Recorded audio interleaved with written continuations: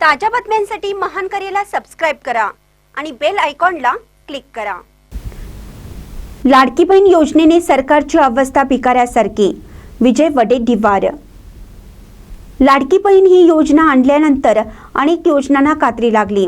आदिवासी विभाग, समाज कल्याण विभाग, ओबीसी विभाग या विभागाचे पैसे लाडक्या बहिणींसाठी वळवले गेले। लाडक्या बहिणींसाठी पैसे नव्हते तर तुम्ही कर्ज काढायला पाहिजे होतं, पण या योजना बंद करणं योग्य नाही। सध्याच्या घडीला महाराष्ट्रावर 10 लाख कोटी इतकं कर्ज झाले आहे। तेच अदानीला 1100 एकर जमीन, जी 2 लाख कोटी रुपयांची जमीन दिली आहे।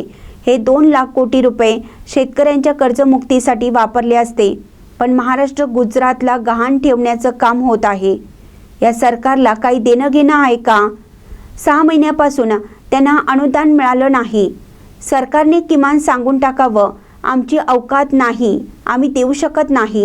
हे सरकारचं पाप आहे आणि यांचा पापाचा घडा आता भरला आहे, असे काँग्रेस नेते विजय वडेट्टीवार यांनी सांगितलं।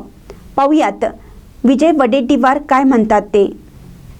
भाजप तयारी लागलाय, काय वाटतं भाजप? हे बघा, तयारी करायची। लोकांमध्ये जो प्रचंड रोष आहे, लोक यांची वाट बघत आहेत। हे तयारी करून काय उपयोग आहे? त्यांचा काय प्रतिसाद आहे? महाराष्ट्रामध्ये या सरकारच्या संदर्भात प्रचंड रोष आहे। निवडणुकीमध्ये दिलेले आश्वासनं एकही यांनी पूर्ण केली नाही, म्हणून जनता त्यांची वाट पाहत आहे। या निवडणुकीला तुम्हाला दाखवतो। अधिकार मुख्यमंत्र्यांचा आहे, ते किती ब्रेक लावतात, काय लावतात, पण त्यावर मी माहिती घेऊन अधिक त्यावर बोलेन।